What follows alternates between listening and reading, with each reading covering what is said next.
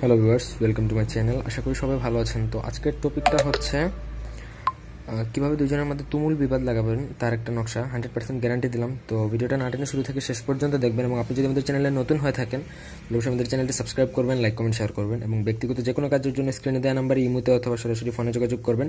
01909052232 এই নাম্বারে ইমোতে যোগাযোগ করতে পারেন, এবং 01989525984 এই নাম্বারে সরাসরি ফোনে যোগাযোগ করে যে কোনো কাজ করাতে পারবেন দেশে বা দেশের বাইরে থেকে।